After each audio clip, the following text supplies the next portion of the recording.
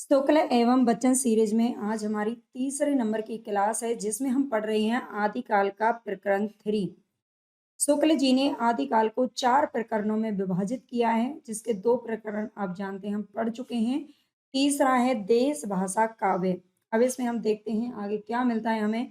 Important चीजें आप जानते हो हाईलाइट कर रखी हैं मैंने, क्योंकि वहां से आपको सीधा सीधा पता चल जाएगा कि या तो ये पीवाईक्यू के रूप में पूछा जा चुका है और या फिर पूछे जाने की संभावना बहुत ज्यादा है। तो यहाँ पर देखते हैं, पहले कहा जा चुका है कि प्राकृत की रूढ़ियों से बहुत कुछ मुक्त भाषा के जो पुराने काव्य जैसे कि बीसल देव रासो, पृथ्वीराज रासो आजकल मिलते हैं, वे संदिग्ध हैं, मतलब वो शक के दायरे में आते हैं, कहीं ना कहीं प्रमाणिक नहीं माना जा सकता है। इसी संदिग्ध सामग्री को लेकर थोड़ा बहुत विचार हो सकता है, उसी पर हमें संतोष करना पड़ता है। इतना अनुमान तो किया ही जा सकता है कि प्राकृत पढ़े पंडित ही उस समय कविता नहीं करते थे, बल्कि जन साधारण की बोली में गीत दोहे आदि प्रचलित भी चले आते रहे होंगे, जिन्हें पंडित लोग गवारू समझते रहे होंगे। ऐसी कविताएं राजभाषाओं तक भी पहुंच जाती रही होंगी। राजा भोज जस मूसर चंद, ठीक है, राजा भोज जस मूसर चंद कहने वालों के सिवा देश भाषा में सुंदर भावधरी कविता करने वाले भी अवश्य ही रहे होंगे। राजसभाओं में सुनाए जाने वाले नीति श्रृंगार आदि विषय प्राय दोहों में कहे जाते थे, याद रखना है। और वीर रस के पद किस में कहे जाते थे? छप्पे में, ठीक है, छप्पे वर्णन में। तो छप्पे में वर्णन होता था। राजाश्रित जो कवि होते थे वो अपने राजाओं के शौर्य, पराक्रम और प्रताप का वर्णन अनूठी उक्तियों के साथ किया करते थे, है ना। हर कोई एक नया तरीका निकालता था अपने राजा की प्रशंसा करने के लिए, और और अपनी वीर उल्लास भरी कविताओं से वीरों को उत्साहित भी करते थे, ठीक है, याद रखना है। आगे देखते हैं। वे राजकीय पुस्तकालयों में भी रक्षित रहती थी, जो रचनाएं लिखते थे, और भट्ट चारण जीविका के विचार से उन्हें अपने उत्तराधिकारियों के पास भी छोड़ जाया करते थे। भट्ट चारणों की परंपरा में चलते रहने से उनमें फेर फार भी बहुत कुछ होता रहा, और इसी रक्षित परंपरा की सामग्री हमारे हिंदी साहित्य के प्रारंभिक काल में मिलती है। इसी से ये काल है वीर गाथा काल कहा गया है।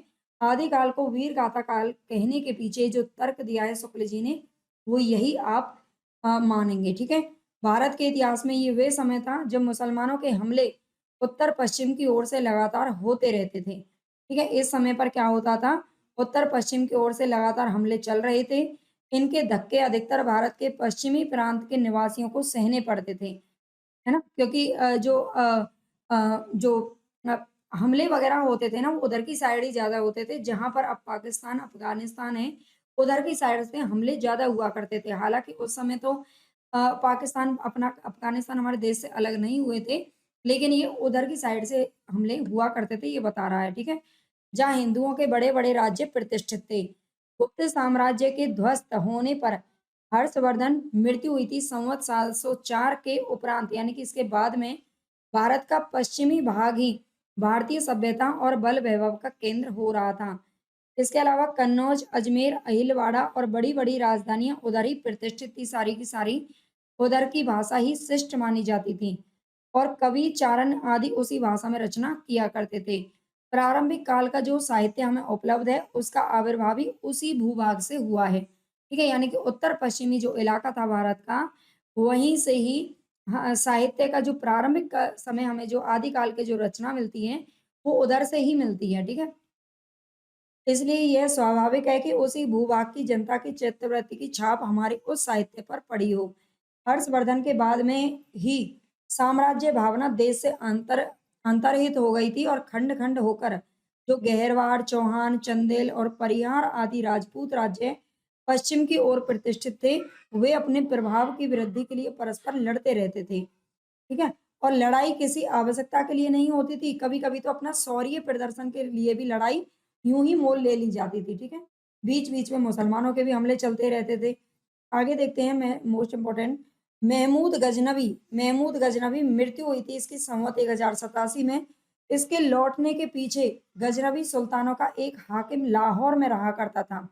ठीक है? महमूद गजनवी के लौटने के पीछे गजनवी सुल्तानों का एक हाकिम था, जो कि लाहौर में रहता था, और वहां से लूट-पाट के लिए लूट-पाट के लिए देश के भिन्न-भिन्न भागों पर यानी कि विशेष रूप से राजपुताने पर चढ़ाइयाँ हुआ करती। राजपुताने का अर्थ है यानी कि राजस्थान वाला जो इलाका है, यहाँ पर चढ़ाइयाँ होती रहती थी और इन चढ़ाइयों का वर्णन फारसी तवारीखों में नहीं मिलता, लेकिन कहीं-कहीं संस्कृत ऐतिहासिक काव्यों में इनका वर्णन मिल जाता है। सांवर सांवर अजमेर राजस्थान की बात कर रहा है। अजमेर के चौहान राजा दुर्लभ राज द्वितीय मुसलमानों के साथ युद्ध करने में ही मारे गए थे। अजमेर बसाने वाले जो अजय देव थे, इन्होंने मुसलमानों को परास्त किया था। अजय देव के पुत्र का नाम था अर्नोराज, जिन्हें आना के नाम से भी जानते हैं।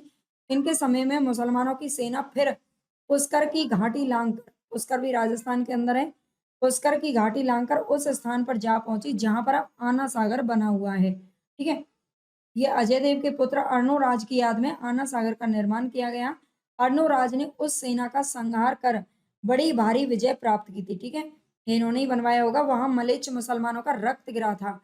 ठीक है, वहां अर्णोराज ने उस सेना का संहार करके क्या की, विजय प्राप्त की और वहां पर जहाँ तालाब बनवाया था, ये आना सागर जो बनवाया है, वहां पर मलेच्छ मुसलमानों का रक्त गिराते हैं और उस स्थान को अपवित्र मानकर वहां अर्णोराज ने क्या किया, एक बड़ा सा तालाब बनवा दिया। ठीक है, आना के पुत्र थे बीसल देव। अब देख लीजिए कहाँ से कहाँ साहित्य चल रहा है हमारा, क्या पूरा इतिहास ही पढ़ने को मिलता है हमें साहित्य में। आना के पुत्र थे बीसल देव, जिन्हें विग्रहराज चतुर्थ के नाम से जानते हैं। इनके समय में वर्तमान किशनगढ़ राज्य तक मुसलमानों की सेना चढ़ाई, जिसे परास्त कर बीसल देव आर्यावर्त से मुसलमानों को निकालने के लिए उत्तर की ओर बढ़ चले। उसने दिल्ली और झांसी के प्रदेश अपने राज्य में मिलाए और आर्यावर्त के एक बड़े भूभाग से मुसलमानों को निकाल दिया। इस बात का उल्लेख दिल्ली में अशोक लेख वाले जो शिवालिक स्तंभ हैं, उन पर खुदे हुए बीसल देव के लेख से मिलता है, जो कि विक्रमी संवत 1220 में खुदवाया गया होगा। शहाबुद्दीन गौरी, जिन्हें मोहम्मद गौरी के नाम से जानते हैं, इनकी पृथ्वीराज पर पहली चढ़ाई हुई थी संवत 1247, यानी कि इसकी हम बात करें तो 1191 ईस्वी में ये लड़ाई लड़ी गई थी। इसके पहले भी गौरियों की सेना ने नाडौल पर धावा किया था, लेकिन उसे हार जाना पड़ा और इस प्रकार महाराज पृथ्वीराज के मारे जाने और दिल्ली तथा अजमेर पर मुसलमानों का अधिकार हो जाने के पीछे भी बहुत दिनों तक राजपुताने आदि में कई स्वतंत्र हिंदू राजा रहे थे, जो बराबर मुसलमानों से लड़ते रहे। और इनमें सबसे प्रसिद्ध कौन हुए, रणथंभौर के महाराज हम्मीर देव। ठीक है, जो महाराज पृथ्वीराज चौहान की वंश परंपरा में थे। वे मुसलमानों से निरंतर लड़ते रहे। जो भी बच्चे इस सीरीज को देख रहे हैं, मैं उनसे यही निवेदन करूंगी कि आप स्किप मत कीजिएगा, है ना। जहाँ से स्किप करने की जरूरत है वहां से मैं खुद कर देती हूँ, है ना। जो इम्पोर्टेंट नहीं है मैं उसको खुद छोड़ देती हूँ। आप स्किप मत करना, क्योंकि कहाँ से कौन सा प्रश्न बन जाए कुछ कह नहीं सकते हैं। ये सब कुछ इम्पोर्टेंट है जो मैं पढ़ रही हूँ, ठीक है। तो ध्यान लगाकर बस सुन लेना। वे मुसलमानों से निरंतर लड़ते रहे और उन्होंने उन्हें कई बार हराया भी था।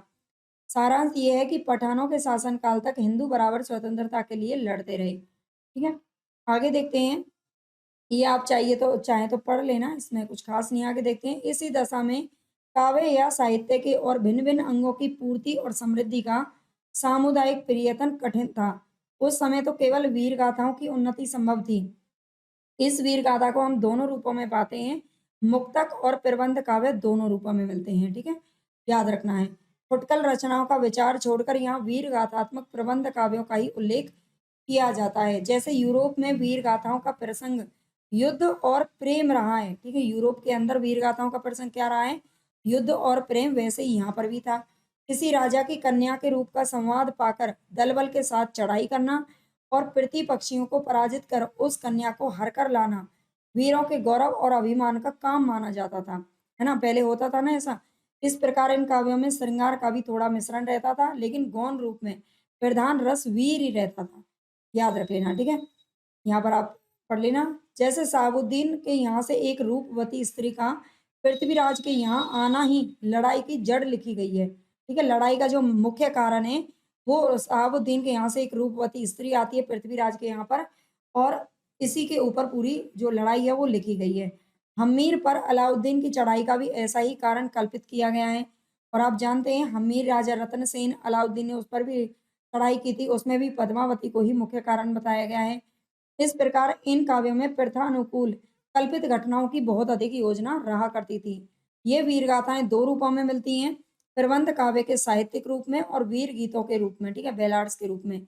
साहित्यिक प्रबंध के रूप में जो प्राचीन ग्रंथ उपलब्ध हैं, वो है पृथ्वीराज रासो। वीर गीत के रूप में हमें सबसे पुरानी, देखो शुक्ल जी ने सबसे प्राचीन ग्रंथ किसको माना है? तो वो पृथ्वीराज रासो को माना है और इसे ही महाकाव्य का दर्जा दिया है। हालाँकि ये इसे पूरी तरह से संदिग्ध और अप्रामाणिक मानते हैं, जाली ग्रंथ बताते हैं, लेकिन इसी को इन्होंने क्या माना है? प्रथम महाकाव्य का दर्जा दिया है, याद रखिएगा, ठीक है? वीर गीत के रूप में हमें सबसे पुरानी पुस्तक कौन-सी मिली है? तो बीसल देव रासो मिली है, वीर गीत के रूप में, ठीक है? और यद्यपि उसमें समय के अनुसार भाषा के परिवर्तन का आभास मिलता है, मतलब ऐसा लगता है जैसे समय के साथ-साथ उसमें भाषा में भी परिवर्तन कर दिया गया रचना के अंदर। जो रचना कई सौ वर्षों से लोगों में बराबर गाई जाती रही थी, उसकी भाषा अपने मूल रूप में नहीं रह सकती। इसका प्रत्यक्ष उदाहरण था आला, जिसके गाने वाले प्राय समस्त उत्तरी भारत में पाए जाते हैं। आगे देखते हैं। ये इम्पोर्टेंट है, यहाँ पर देखेंगे एक बार। यहाँ पर वीरकाल के उन ग्रंथों का उल्लेख किया जाता है जिसकी या तो प्रतियाँ मिलती हैं या फिर कहीं उल्लेख मात्र पाया जाता है। ये ग्रंथ क्या कहलाते हैं? रासो कहलाते हैं, जिनकी या तो प्रति उपलब्ध है या फिर उनका कहीं न कहीं उल्लेख किया गया है। याद रखिएगा, ठीक है? आगे देखते हैं, कुछ लोग इस शब्द का संबंध किससे बताते हैं? रहस्य से बताते हैं। याद रखिएगा, इम्पोर्टेंट। शुक्ल जी ने किससे माना है? वो भी इम्पोर्टेंट है। रासो शब्द की उत्पत्ति किससे मानी है और बाकी के कुछ लोग किससे मानते हैं, ये इंपॉर्टेंट क्वेश्चन यहाँ से बनते हैं। तो सबसे पहले तो हम शुक्ल जी का देखेंगे यहाँ पर। देखो कुछ लोग मानते हैं रहस्य से, लेकिन ये शुक्ल जी क्या कहते हैं कि पर बीसल देव रासो में काव्य के अर्थ में रसायन शब्द बार-बार आया है। इसलिए हमारी समझ में तो रसायन शब्द से होते-होते रासो हो गया। यानी कि रासो शब्द की उत्पत्ति शुक्ल जी ने किस शब्द से मानी है? तो ये रसायन शब्द से मानी है। मोस्ट इम्पोर्टेंट क्वेश्चन है और यही क्वेश्चन है जो बार-बार आपकी परीक्षाओं में बनते हैं। आगे पढ़ेंगे अभी हम सबसे पहले खुमान रासो को। ये एक अपूर्ण ग्रंथ रहा है, यहाँ पर लिखा हुआ है। संवत 810 से 1000 के बीच में चित्तौड़ के रावल खुमान नाम के 3 राजा हुए हैं। ठीक है? खुमान नाम के 3 राजा हुए थे। कर्नल टॉड ने इनको एक मानकर इनके युद्धों का विस्तार से वर्णन किया और उनके वर्णन का सारांश ये है कि काल भोज यानी कि बप्पा के पीछे खुमान गद्दी पर बैठा था। काल भोज के बाद में हुमायूँ गद्दी पर बैठा, जिसका नाम मेवाड़ के इतिहास में प्रसिद्ध है। अगर आप राजस्थान की कभी जीके पढ़ोगे, तो ये सब आपको आसानी से समझ में आ जाएगा और जिसके समय में बगदाद के खलीफा अल मामून ने चित्तौड़ पर चढ़ाई कर दी थी। हुमायूँ की सहायता के लिए बहुत से राजा आए और चित्तौड़ की रक्षा हो गई। हुमायूँ ने 24 युद्ध किए थे और विक्रमी संवत 869 से 893 तक इन्होंने राज किया। है ना? और ये समस्त वर्णन हमें कहाँ देखने को मिलता है? तो दलपति विजय नामक किसी कवि ने क्या लिखा था? खुमान रासो लिखा था, वहाँ पर ये सारी जानकारी हमें उपलब्ध होती है, ठीक है? लेकिन इस समय खुमान रासो की जो प्रति प्राप्त है वो अपूर्ण है। शुक्ल जी कहते हैं कि खुमान रासो की प्रति क्या है? अपूर्ण है, उसमें महाराणा प्रताप सिंह तक का ही वर्णन किया गया है। कालभोज से लेकर तीसरे खुमान तक की वंश परंपरा इस प्रकार यहाँ पर दे रखी है। सबसे पहले कालभोज, फिर खुमान गद्दी पर बैठते हैं, फिर मत्तट, भर्तृपट, सिंह, खुमान, महायक, हुमायूँ कालभोज का समय विक्रमी संवत 791 से 810 तक है और तीसरे खुमान के उत्तराधिकारी भर्तृपट के समय 2 शिलालेख यहाँ पर मिलते हैं। हालाँकि ये तो आपको याद नहीं रखने की ज़रूरत है ना? ये क्रम आपसे नहीं पूछा जाएगा, खुमान के बारे में पूछा जाता है। कितने युद्धों का वर्णन है? 24 युद्धों का वर्णन है। किसने इसकी रचना की है? दलपति विजय ने की है, बस इतना याद रखना, ठीक है? हुमायूँ पहले का जो समय बताया है, पहला, दूसरा, तीसरे का समय आप याद रख लेना। अब्बासिया वंश का जो अल-मामू है, वो खलीफा रहा था 870 से 890 विक्रमी संवत तक। ठीक है? याद रखना। अब आगे देखेंगे हम जहाँ पर इम्पोर्टेंट चीज़ें हैं। ठीक है? शिव सिंह सरोज के कथनानुसार शिव सिंह सरोज और शिव सिंह सेंगर का ग्रंथ है, उसके कथन के अनुसार एक अज्ञात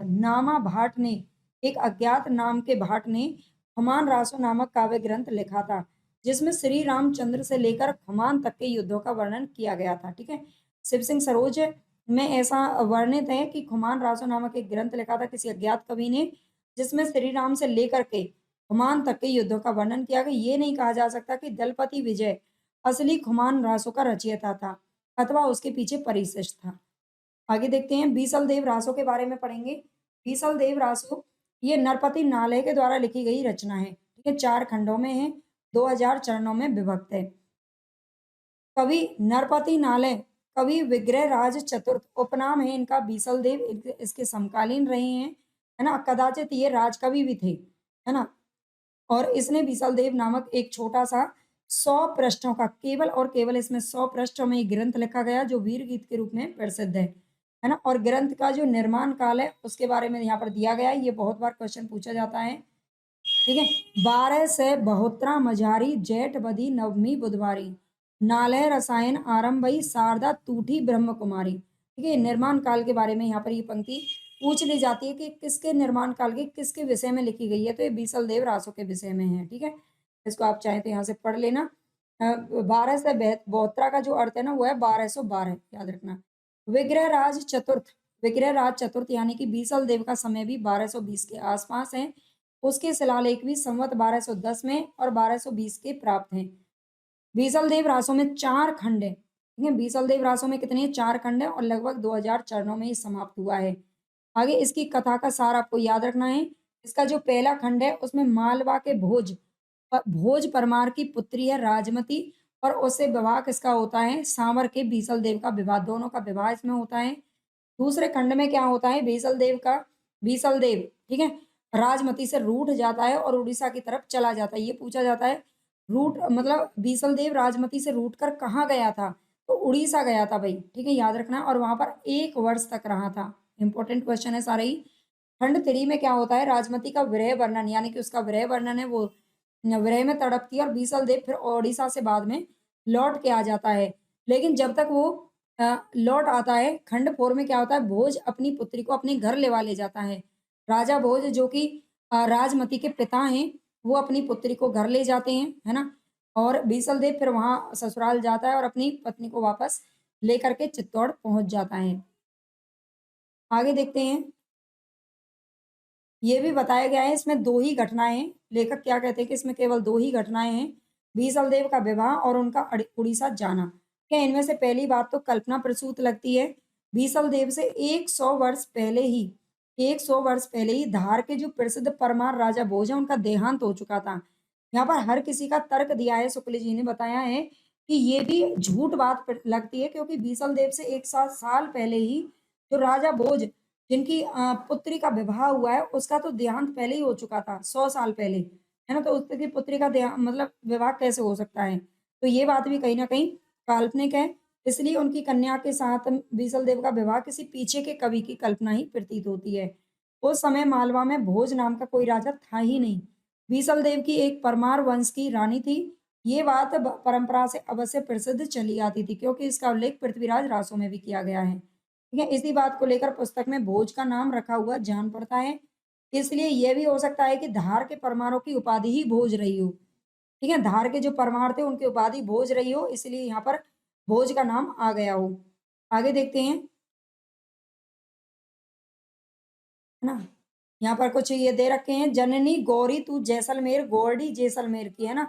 जैसे कि यहाँ पर ये जो पंक्तियां दे रखी हैं इससे ऐसा लगता है आबू के परमार भी राजपुताने में फैले हुए थे, इसलिए राजमती का उनमें से किसी सरदार की कन्या होना ही संभव है।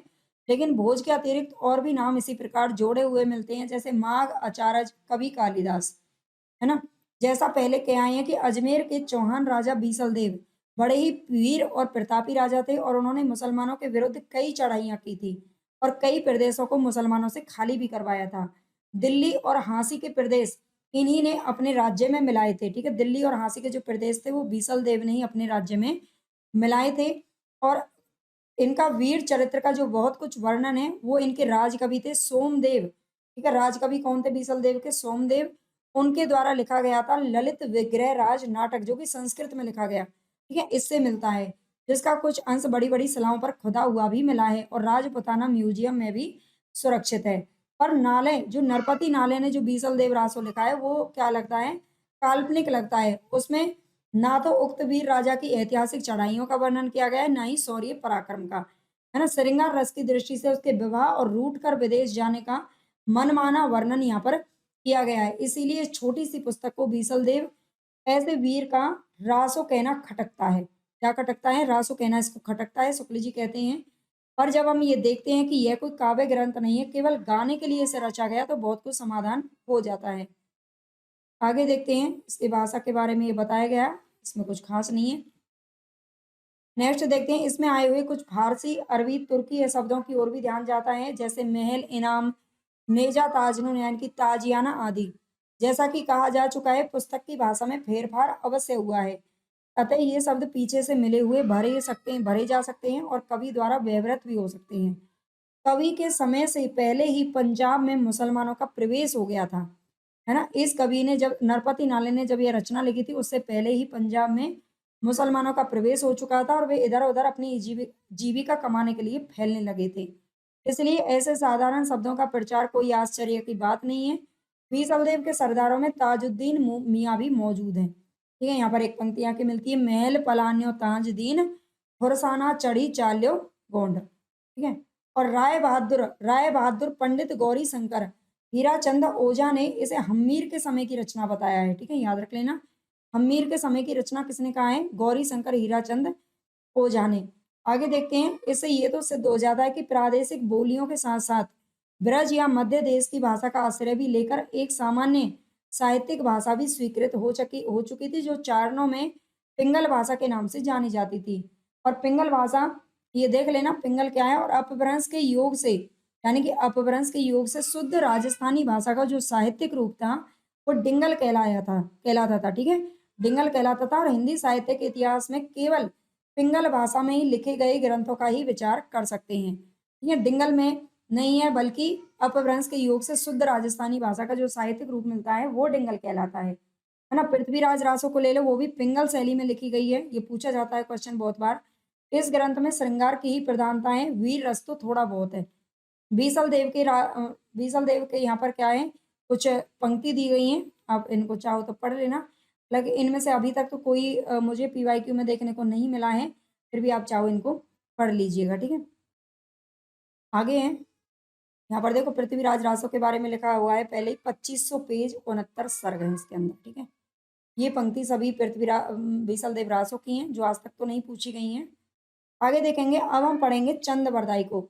चंद बरदाई का जो समय है वो संवत 1225 से 1249 तक रहा है। ठीक है, संवत की बात कर रहा है। ये हिंदी के प्रथम महाकवि माने जाते हैं, और इनका जो पृथ्वीराज रासो, वो हिंदी का प्रथम महाकाव्य है।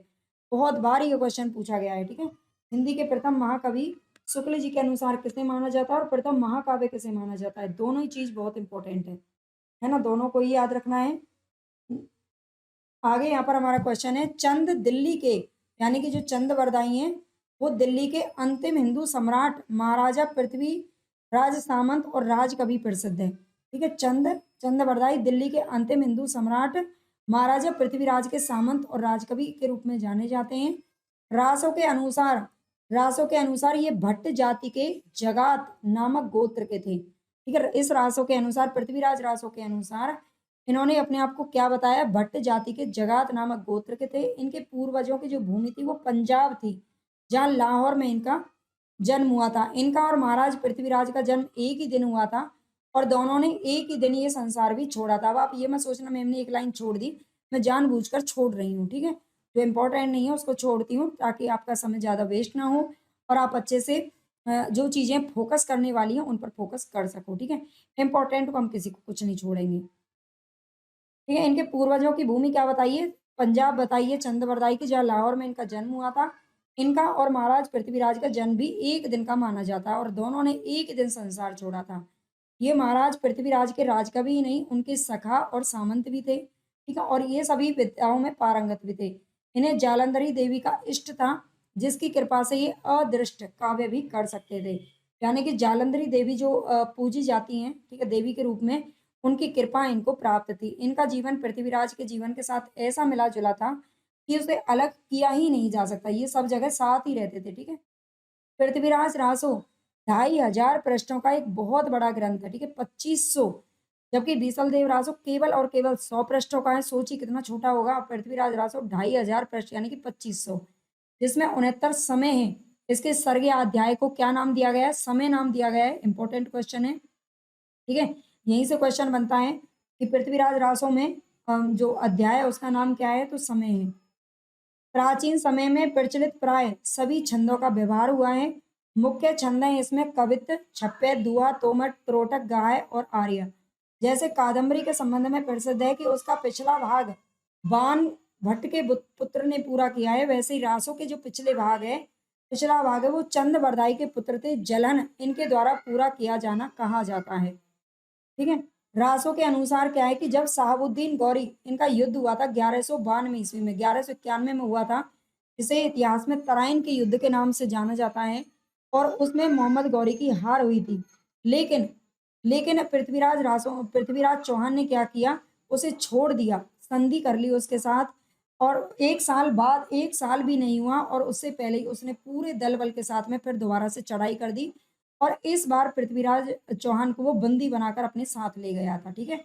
और पीछे पीछे फिर चंद्रबरदाई भी साथ पहुंच जाता है, ये इसमें बताया गया है। ठीक है। राजों के अनुसार क्या होता है, जब साबुद्दीन गौरी पृथ्वीराज को कैद करके गजनी ले गया था, तब कुछ दिनों पीछे चंद भी वहीं पर पहुंच गए। जाते समय कवि ने अपने पुत्र जलन के हाथ में रासों की पुस्तक दी और उसे पूर्ण करने का संकेत भी दिया। जलन के हाथ में रासों को सौंपे जाने और उसके पूरे किए जाने का उल्लेख रासों में किया गया है। ठीक है। ये पंक्ति बहुत बार पूछी जाती है। पुस्तक जल्लन हत दे चली गज्जन नृपकाज। ठीक है। पुस्तक जल्लन हत दे चली गज्जन नृपकाज, रघुनाथ चरित हनुमंत कृत भूप भोज उद्रिय जिम्मी, पृथ्वीराज जो सुजस कवि चंद कृत चंद नंद उद्रिय तिम्मी। ठीक है। ये पंक्ति पूछी जाती हैं। आगे इसमें जो इंपॉर्टेंट है उसको पढ़ेंगे भाई। पृथ्वीराज रासों में आबू के यज्ञ कुंड से 4 क्षत्रिय कुलों की उत्पत्ति होती है, और चौहानों के अजमेर में राजस्थान से लेकर पृथ्वीराज के पकड़े जाने तक का विस्तार वर्णन किया गया है। इस ग्रंथ के अनुसार पृथ्वीराज चौहान अजमेर के चौहान राजा सोमेश्वर के पुत्र कहे जाते हैं और अर्णोराज के पुत्र माने जाते हैं, पौत्र सॉरी, है ना। सोमेश्वर का विवाह दिल्ली के तोमर यानी कि तोमर राजा अनंगपाल की कन्या से हुआ था। अनंगपाल की 2 कन्याएं थी, सुंदरी और कमला। सुंदरी का विवाह कन्नौज के राजा विजयपाल के साथ हुआ, और इस संयोग से जयचंद राठौर की उत्पत्ति हुई। ठीक है। सुंदरी का विवाह किससे हुआ, राजा विजयपाल से, और जयचंद पैदा हुआ। दूसरी कन्या थी कमला, इसका विवाह अजमेर के चौहान सोमेश्वर के साथ हुआ था, जिनके पुत्र थे पृथ्वीराज, यानी कि पृथ्वीराज की माता का नाम कमला बताया गया है, और पिता का नाम सोमेश्वर बताया गया है। ठीक है। याद रखना। अनंगपाल ने अपने नाती पृथ्वीराज को गोद ले लिया। अनंगपाल ने अनंगपाल ने अपने नाते पृथ्वीराज को क्या लिया, गोद लिया, जिससे अजमेर और दिल्ली का राज एक हो गया। जयचंद को ये बात अच्छी नहीं लगी और उसने एक दिन राजसूय यज्ञ करके सब राजाओं को यज्ञ के भिन्न भिन्न कार्य करने के लिए निमंत्रित किया, और इस यज्ञ के साथ ही अपनी कन्या संयोगिता का स्वयंवर रचा डाला। राजसूय यज्ञ में सभी राजा आए, लेकिन पृथ्वीराज नहीं आए। इस पर जयचंद ने चिढ़कर पृथ्वीराज की स्वर्ण मूर्ति द्वारपाल के रूप में द्वार पर रखवा दी। ठीक है। द्वारपाल के रूप में द्वार पर रखवा दी। संयोगिता का अनुराग पहले से ही पृथ्वीराज पर था, इसलिए जब वह जयमाला लेकर रंगभूमि में आई तो उसने पृथ्वीराज की मूर्ति को ही माला पहना दी। इस पर जयचंद ने उसे घर से निकालकर गंगा किनारे के महल में भेज दिया। इधर पृथ्वीराज के सामंतों ने आकर यज्ञ विध्वंस कर दिया। फिर पृथ्वीराज ने चुपचाप आकर संयोगिता से गांधर्व विवाह किया, और अंत में वे उसे हर ले गए। रास्ते में जयचंद की सेना से बहुत युद्ध हुआ, लेकिन संयोगिता को लेकर पृथ्वीराज कुशलता पूर्वक दिल्ली पहुंच गए। वहां भोग विलास में ही उनका समय बीतने लगा, राज्य की रक्षा का ध्यान ही नहीं रह गया। बल का बहुत कुछ हिरास तो जयचंद और राजाओं के साथ लड़ते लड़ते हो चुका था, और बड़े बड़े सामंत मारे जा चुके थे। अच्छा अवसर देख साबुद्दीन चढ़ आया, पर हार गया और पकड़ा गया। पृथ्वीराज ने उसे छोड़ दिया।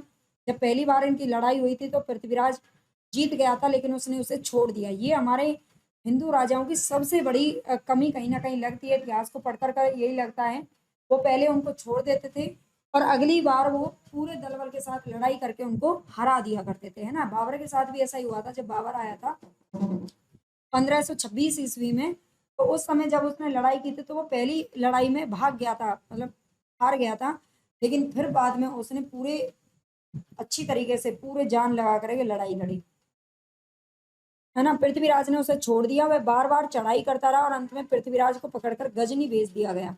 कुछ काल के पीछे कवि चंद भी गजनी पहुंच गए। एक दिन चंद के इशारे पर, यानी कि चंद बरदाई के इशारे पर, पृथ्वीराज ने शब्द भेदी बाण द्वारा साहबुद्दीन को मारा, और फिर दोनों एक दूसरे को मारकर मर गए।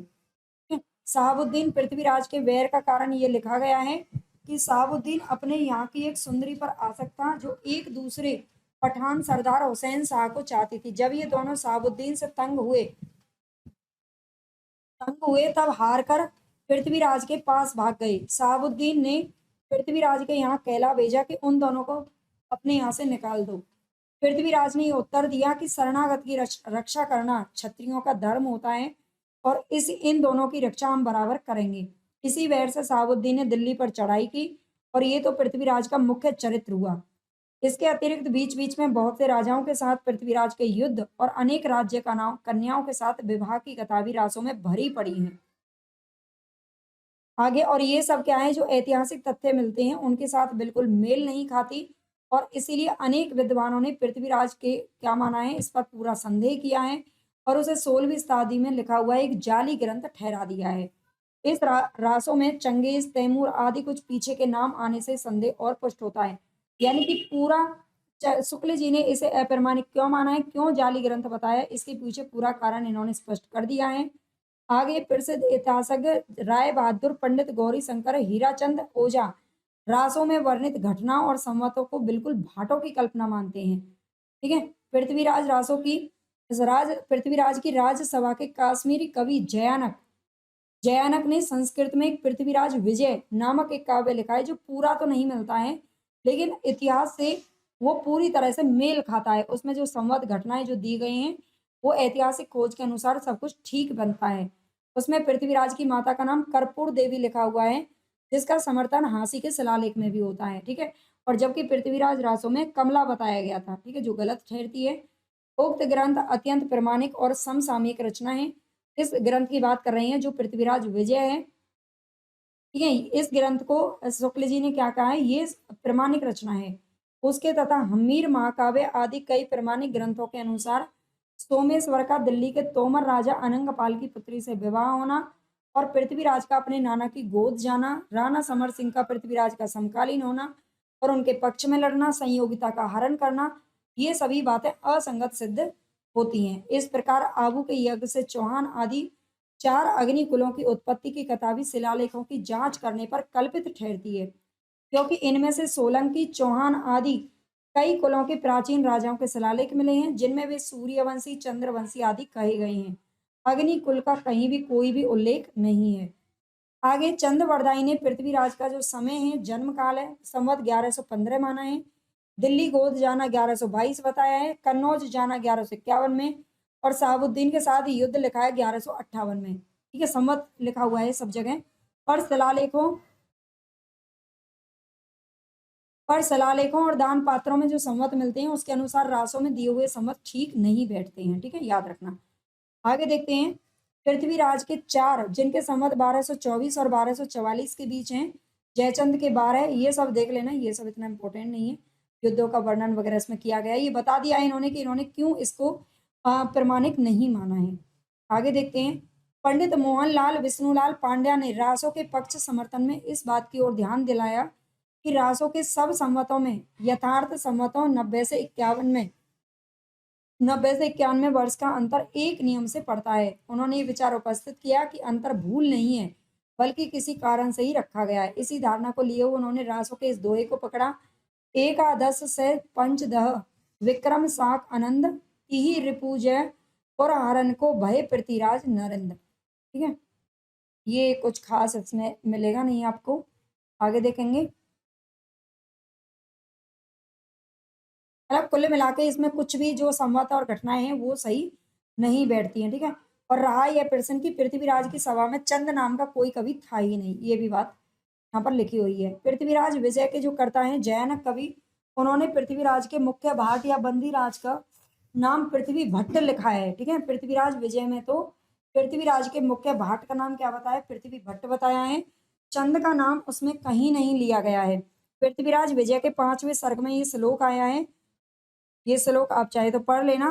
तनय चंद्रराजस्य चंद्रराज एवा भगत एवा भवत संग्रह सुवृतानाम एव वैधात। ठीक है, आगे देखते हैं इन्होंने यमक के द्वारा जिस चंद्रराज कवि का संकेत है वह राज बहादुर श्रीयुत पंडित हीराचंद ओझा के अनुसार चंद्रक कवि है। ठीक है, जिसका उल्लेख काश्मीरी कवि क्षेमेंद्र ने भी किया हुआ है। क्षेमेंद्र जो हम काव्य शास्त्र में पढ़ते हैं, और इसलिए यही कहा जा सकता है कि चंद्रवरदाई नाम का कोई कवि था तो वह या तो पृथ्वीराज की सभा में नहीं रहा होगा या फिर जयानक के कश्मीर लौट जाने पर आया होगा। ठीक है, जयानक की जो पृथ्वीराज विषय उसमें इनका इसका उल्लेख नहीं मिलता है। पृथ्वीराज के पुत्र गोविंदराज या उनके भाई हरिराज या इन दोनों में से किसी के वंशज के यहाँ चंद नाम का कोई भट्ट कभी रहा ही नहीं है ना? पूरी तरह से मनगढ़ंत कहानी है। आगे देखते हैं, यहाँ पर ये भाषा की बात होती है। नेक्स्ट है महामहो उपाध्याय पंडित हरप्रसाद शास्त्री ने 1909 से 1913 तक राजपुताने में प्राचीन ऐतिहासिक काव्यों की खोज में 3 यात्राएं की थी। उनका विवरण बंगाल की एशियाटिक सोसाइटी ने छापा है और उस विवरण में पृथ्वीराज रासो के विषय में उन्होंने बहुत कुछ लिखा है। किसने? पंडित हरप्रसाद शास्त्री जी ने। और कहा भी गया है कि कोई कोई तो चंद के पूर्व पुरुषों को मगध से आया हुआ बताते हैं, पर पृथ्वीराज रासो में लिखा हुआ है कि चंद का जन्म लाहौर में हुआ था।